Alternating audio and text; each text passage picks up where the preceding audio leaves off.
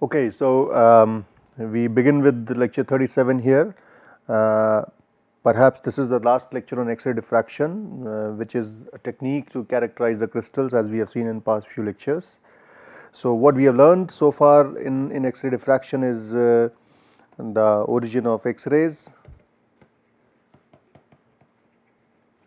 what is diffraction, and then X-ray diffraction in crystals,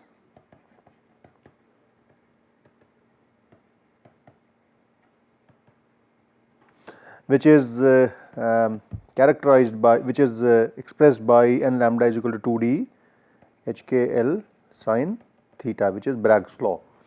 And then we looked at the methods of diffraction, methods of characterizing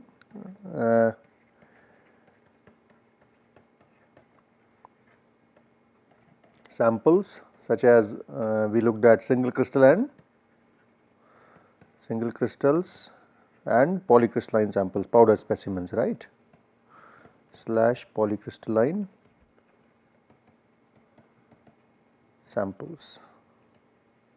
And then finally, in the last class we looked at the extinction conditions,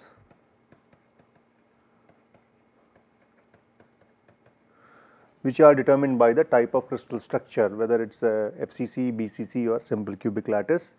So what we saw was in the last lecture that if you have a simple cubic structure, then all HKL are permitted.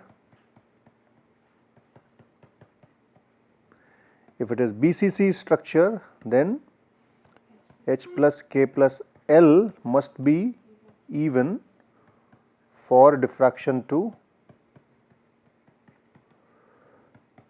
occur, okay, and H plus K plus L odd will means no diffraction from those planes. And then we looked at FCC structured materials, from which for diffraction to occur HKL must be unmixed, which means all even or all odd, or. So this will allow the diffraction will occur, and if HKL are mixed, no diffraction will occur, okay. And we did a simple analysis as well. So where we took a table of thetas, so we took a table of Bragg angles, which we converted into sin square thetas, and those sin square thetas were converted, because we know that sin square theta is proportional to h square plus k square plus l square. As a result, and h square plus k square plus l square must be integer, right. So we converted the sin square thetas into integers, and we found that if it matches the sequence. So we know that for simple cubic h square plus k square plus l square must go as. So if you look at the variation of h square plus k square plus l square for simple cubic, for BCC and for FCC. So if you look at HKL plane, if you start with 1 0 0, then this is 1, then simple cubic it diffracts, BCC it does not diffract, FCC it does not diffract. So when you go to 1 1 0, h square plus k square plus l square is 2, and your simple cubic in that case will diffract, BCC will diffract, but FCC will not diffract. And when you go to, for example, 1 1 1, h square plus k square plus l square is 3, simple cubic will diffract, BCC will not diffract, FCC will diffract. And that you keep on doing this 2 0 0, this will be 4, this will diffract, but and this will diffract, and that is how you keep on working, and you will then, so you convert your sin square theta in such a fashion so that you are able to match to one of these. So, the sequence for this would be 1, 2, 3, 4 and so on and so forth. For this would be 2, 4, 6, 8 and so on and so forth, and for this it would be 3, 4, 8, so on and so forth. So, that is how you keep working on it, and that is how you characterize the crystals. Okay. Now, if I now in this lecture what I want to talk to you about is what is the use of X-ray diffraction, what kind of structural characterization one can do using X-ray diffraction. So, we are looking at applications of X-ray diffraction.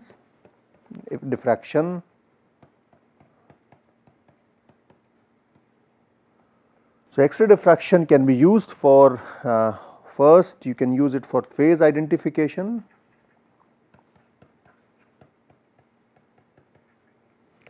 then you can use it for determination of crystal size,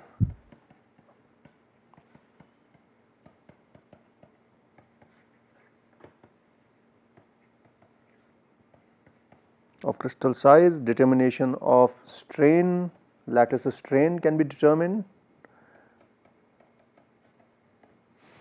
and one can determine the crystal quality, one can also determine the texture, and one can determine, there are a lot of other things you can do using X-ray diffraction. For example, one can determine what is the crystal quality, texture, crystal size, strain, lattice. One can also determine atomic positions, for instance. But these are all advanced. So, this is, I would say, this is advanced version, and these are all more you can say beginner level of expertise. So, let me just talk to you a few things about X-ray diffraction which you might find useful for practical purposes. So, when you have a polycrystalline, let us say, sample, so this is powder, and your beams are hitting the samples in this fashion. So, this will be transmitted beam. With respect to transmitted beam, you will have something going at this 2 theta, there will be some beams going at this 2 theta. So,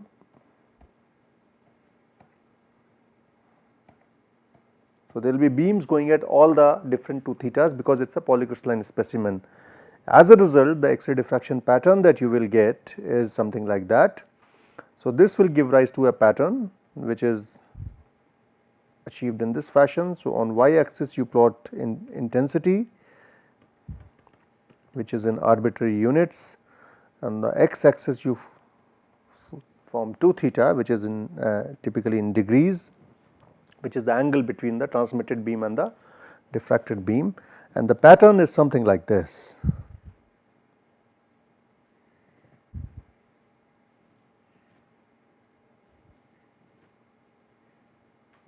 And so on and so forth. So, for example, if it was FCC crystal, this would be your first peak will be 111, second would be 200, and then you will have 220, and so this would be 311, this would be 222, and so on and so forth. That is how you will get an X-ray diffraction pattern for a FCC crystal. If it was a BCC crystal, it would be different as per the extinction conditions. What we observe normally in an X-ray diffraction pattern of a real crystal is that ideal X-ray diffraction means n lambda. So, ideality requires n lambda is equal to 2d sin theta, which means we must have the value at fixed theta. Okay. So, the ideal crystal, if you plot intensity for a given peak as a function of, so this is I, this is 2 theta. For an ideal crystal, I must have a single peak, a very sharp line, because this angle is fixed. Okay. So, this is Bragg angle.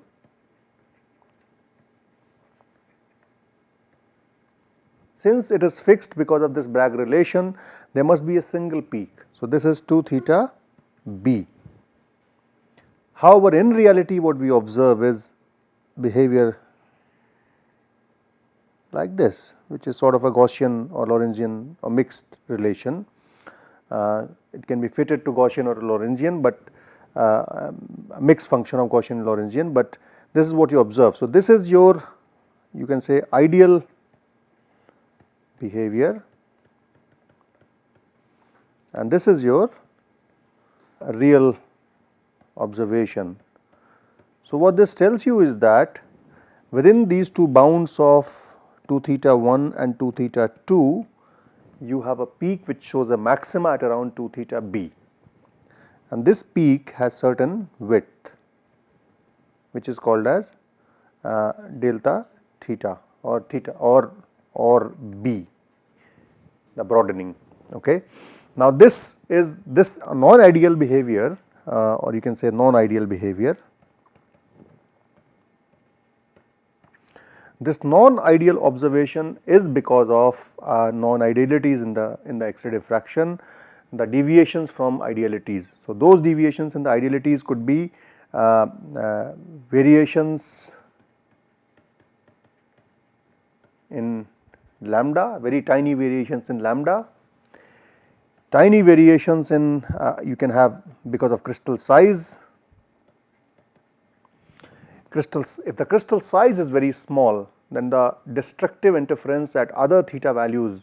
So, this is the theta value at theta b, we have constructive interference, right.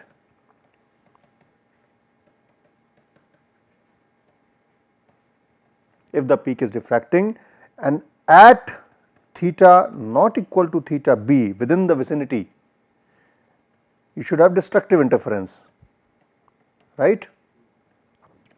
However, if the destructive interference is not complete because of size effects, because if the crystal is not thick enough to give you complete destructive interference, then what you will have is you will not have complete suppression of intensity, rather you will have mild suppression of intensity. As a result, you will get some finite intensity at theta values which are slightly off from theta b. So, if you have theta b plus or theta b minus, it will have incomplete destructive interference, and this incomplete destructive interference increases as your crystal size decreases. So, what you will see normally is that the peak, if you draw the intensity versus 2 theta, so I 2 theta, the peak for a very thick crystal would be something like that, but whereas it for a crystal which is of small sized, which has smaller grain size. So, this is for instance for a coarse grained material, okay, whereas the same for a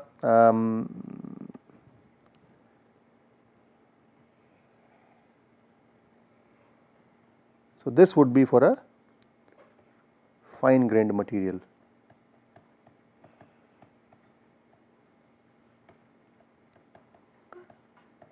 The peak will be centered at around theta b. So, this will be centered at theta b. However, the degree of broadening, so you can say this broadening and this broadening, in this case they are different. So, delta theta or b for a fine grained material is larger than delta theta or b for a coarse grained material, and this is characterized by a relation called as the crystal size T is characterized by 0.9 lambda divided by b cos theta b, where lambda is the wavelength B is the full width, half maximum, which is in radians, okay, and theta B is the Bragg angle in degrees, okay, and this is your wavelength in you can say meters or whatever, nanometer. Or so this will give you the T, which is called as crystallite size. So your higher broadening will mean smaller crystallite size. So your fine grained material will give you higher broadening, and your coarse grained material will give you smaller broadening. However, every instrument also has instrumental broadening. So even if you have a single crystal, it will have some broadening, okay, which is because of the instrument. So this must, so the real B will be B observed minus B instrument. So one must always do an experiment with a coarse grained sample, which is the reference sample, which is used to measure the instrumental broadening. So this is measured on a standard coarse grained sample, and this is your on the sample that you want to measure,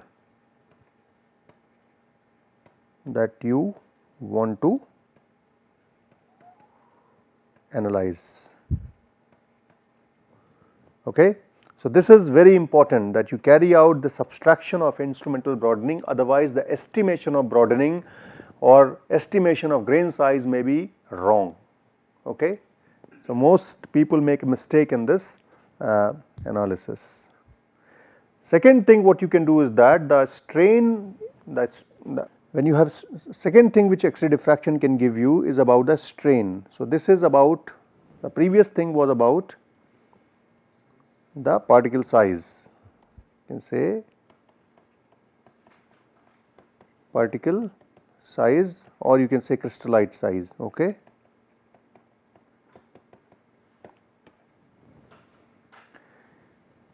It can give you also an idea about the strain. So if you have a crystal which has lattice spacing like this, so this is, let us say, the equilibrium D, right. If the crystal has a uniform strain, let us say it has a uniform strain where the D has increased a little bit. So this is your D1. So this is no strain, this is uniform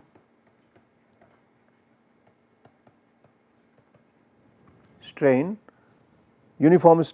so this is, let us say, D1, and D1 is greater than D, and correspondingly you have a strain which is D1 minus D naught divided by D naught, okay. And then you have non-uniform strain. For example, it can be bent crystal like this,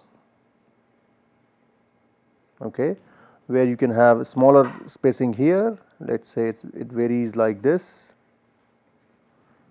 So this is a case of non-uniform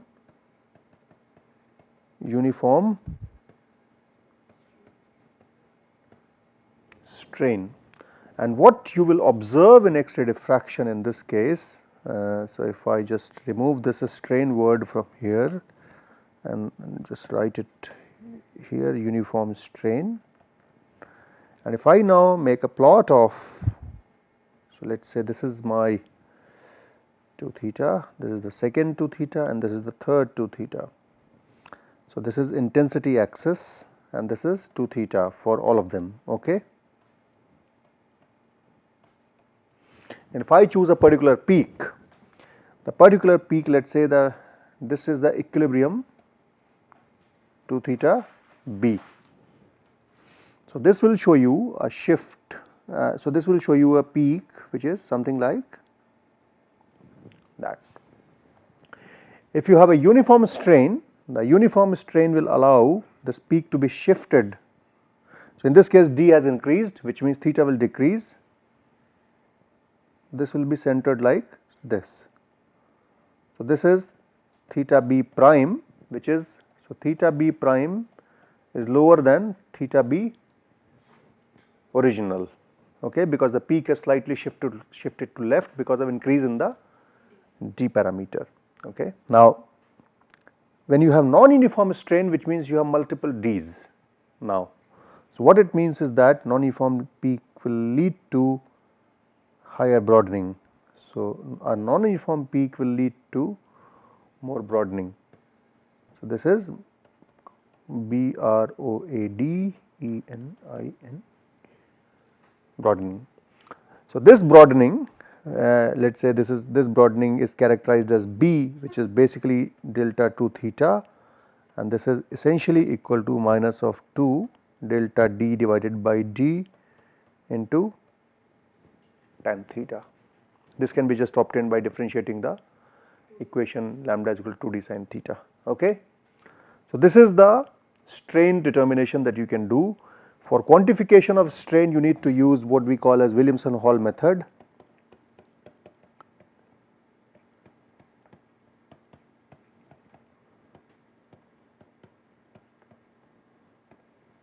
Used for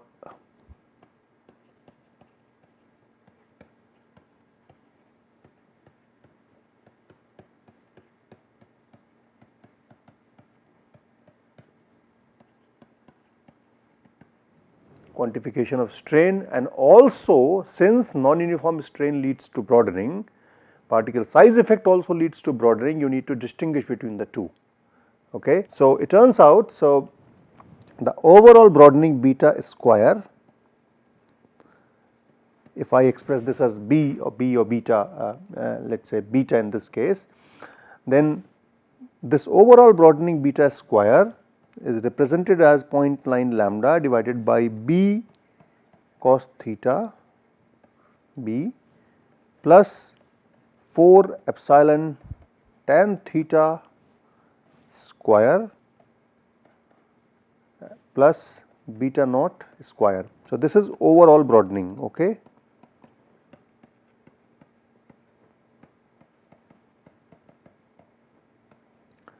So, here this term is because of size, this term is because of strain, and this is because of instrument.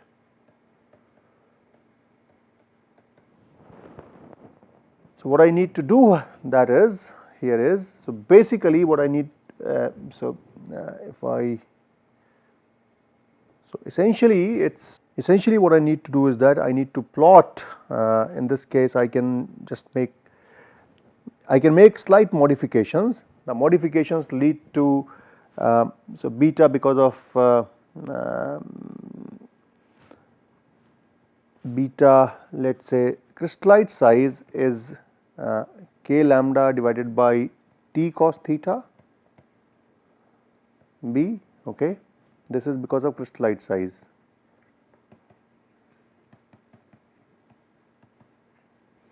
And the other term, which is because of broadening, the beta s, which is because of strain, sorry, c epsilon tan theta, which is a strain, and here c is the constant. Okay. So, beta net happens to be beta measured, which is because of size and minus of beta instrument. So, it turns out that beta net is equal to c epsilon tan theta plus k lambda divided by t cos theta, and if I so this is and minus beta naught, of course. So, this is beta naught. If I take this, so this value I would know, okay, beta naught I can measure, right, by measuring a standard specimen. So, what you do now here is, so this becomes beta net cos theta is equal to C epsilon, this will become sin theta plus k lambda divided by T minus beta instrument cos theta, which I can measure. So, this is a term which is a known term. Okay. So, this is a known term. So, what I do now is that I plot basically, so this is a simple linear equation, I plot essentially beta net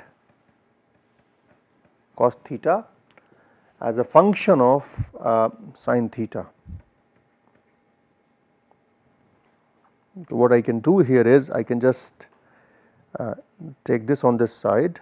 So, this will become beta observed plus beta, so this is beta observed, this is beta net plus beta instrument into cos theta, right.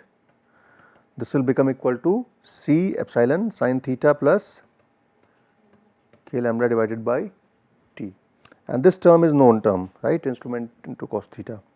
So, if I now plot beta cos theta as a function of and sin theta, I should get a sort of straight line for various theta values. Let us say these are the theta values I will see, right. Okay. So, the slope of this equation will be equal to C epsilon and the intercept will be equal to k lambda by T. So, this effect is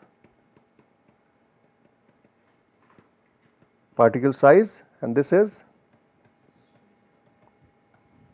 strain. So, this method is called as Williamson, we can write it as some other color, maybe Williamson Hall method to evaluate strain and particle size in polycrystalline specimens. So, what are the sources for these strains? The strains could be because of processing strain, it could be phase transformation induced strain, it could be any kind of strain, basically it could be impurity induced strain. So, it is not necessary that they are always present? No. So, for example, if you deform a crystal, heavily deformed crystal will have lot of strain, but if you anneal it, that strain will go away. Okay. So, if you do, for example, recovery, recrystallization or grain growth, depending upon what temperature to which you heat the material, it will have different levels of strain.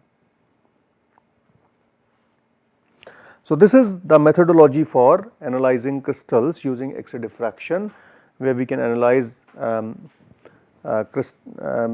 particle size and the strain. So, when you have X-ray diffraction pattern from different materials, if you plot, so you will see intensity to theta, a crystalline material will give you a structure like this, okay, very sharp peaks. So, sharp peaks will mean crystalline material, okay, and the peak width will give you the differences in the grain size and so on and so forth. If you have a pattern like this in which you have I versus 2 theta, you have very broad hump like that, this will mean, or you have very small, if you start from very low angle, very broad hump like that. So, the first one corresponds to typically gases, okay, they do not diffract, they just show you a broad hump, and this is from a liquid like phases such as glasses, right. So, glasses will show you a structure which will show you a hump at low angles. So, on the if you have bit of swelling on the low angle side in the X-ray diffraction pattern, you know that your material has amorphous content. So, you might have a X-ray diffraction pattern which has a hump on the low angle side, but it has peaks on the high angle side, then it has a mixture of crystalline and amorphous phases in the same material. And one can also do analysis of single phase analysis of phases in the X-ray diffraction pattern. So and one can also determine texture and other things which probably I will not be able to complete in this course. If you are interested to know more about the details of X-ray diffraction, I would recommend that you go through BD Quality elements of X-ray diffraction. It is a very good book on X-ray diffraction for beginners. Okay. So, you can do all the reading there for understanding the advanced use of X-ray diffraction. Let me show you one picture of modern X-ray diffractometers, how they look like. So, your modern X-ray diffractometers look like this. So, this is for example a pananalytical X-ray diffractometer where this is a sample holder. So let me just use a pen. So, this is the sample stage, this is the source, and this is the detector. So, sample, so your beam, so in this case what might be happening is that your beam may be coming at a fixed angle and this might be rotating and this might be rotating, okay. These two and the sample may also rotate within the plane. So, it may also rotate within the plane. So, these are typically one circle or two circle diffractometers, okay. So, there is only one circle of rotation which is this. In this circle sample as well as diffractometer rotate. There could be second rotation in this plane, but that could be absent. In more advanced diffractometer you have a diffractometer like this which has 4 circle diffractometer. So, you have sample rotating within this plane, you have the cradle rotating within, so this is phi, this is psi, and then your machine can 2 theta rotates in this is 2 theta, and then your sample, and then so the sample itself can rotate within this plane. So, this is 2 theta plane, sample can also rotate along its own axis. So, this is omega. So, you can have within the, so you can have omega, you can have 2 theta. So, omega is used for rocking curve, omega is basically half of 2 theta, okay. So, this is used for rocking curve analysis. So, if you want to do texture analysis, for example, you need to use all these 4 angles, 2 theta, omega, phi and psi. This is sample rotation within, so sample may be tilted in some direction, but it is rotating along its sample normal. So, if it rotates around its sample normal, then it is phi. But if your sample is like this and if it goes like this is omega. If it goes like this, then this is psi, and 2 theta is just, this is omega, but 2 theta is mean the detector rotating like this. So, this is 2 theta. So, if your sample is, so this is your sample. So, if sample is rocking around its own axis, this is omega, but you have a detector which is here, and detector, and this is your X-ray beam. So, if these two rotate together, then this is 2 theta. So, you can see that omega and 2 theta are coplanar, okay, but you have phi and psi which are different. So, all right. So, phi, if you look at the sample from top, then sample rotates. So, this is the top view, this is phi, and psi would be, if you look at the sample on the other direction, this is my sample. So, and if I tilt it around this axis, then it is psi, okay.